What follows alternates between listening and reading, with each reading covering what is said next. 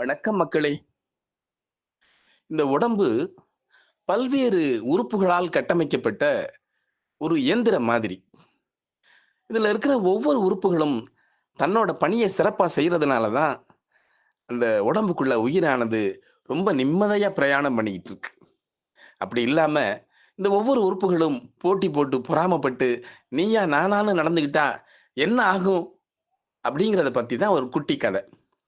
ஒரு நாளு வாயில இருக்கிற எல்லா பல்லும் ஒண்ணு கூடி, நம்ம எல்லாரும் எவ்வளவு கஷ்டப்பட்டு பொருள்கள சிரமத்தோட கடிச்சு மென்னு திங்கிறோம்.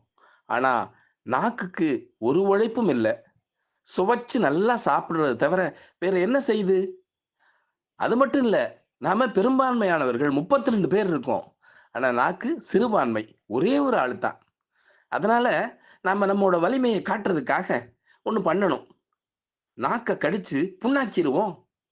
அது என்ன செய்யுதுன்னு பார்க்கலாம். அப்படின்னு தீர்மானம் போட்டன. இத தெரிஞ்சுகிட்ட நாக்கு, "அடே பாவி பற்களே! நாம எல்லாரும் மனித உடம்புல உள்ள உறுப்புகள். ஒண்ணுக்கொண்ணு உதவியோடவும், ஒத்துழைப்போடவும் இருந்து செயல்பட்டா தான் சிறந்த முறை. இதுல பெரும்பான்மையினர், சிறுபான்மையினர் என்ற பேச்சுக்கே இடமில்ல. அவுங்கவுங்க கடமைய அவுங்கவுங்க செய்றது தான் சிறப்பு. மீறி தகராறு செஞ்சீங்கன்னா, நான் என்ன செய்வேன் தெரியுமா? தெருவுல போயிட்டு இருக்கிற ஒரு மொரட்டு ஆள பார்த்து, "அடே மொரடனே, படவா" அப்படின்னு சொல்லிட்டு நான் வாய்க்குள்ள போயிடுவேன். அவன் வேகமா வந்து முகத்துல பல குத்துகள் விடுவான். நீங்க எல்லாரும் ஆளுக்கு ஒரு பக்கமா உதிர்ந்து போயிடுவீங்க என்று நாக்கு எச்சரிக்கை பண்ணிருச்சு. ஆமா, நாக்கு சொல்றது உண்மைதானே அப்படின்னு பற்கள்லாம் உணர ஆரம்பிச்சுச்சு.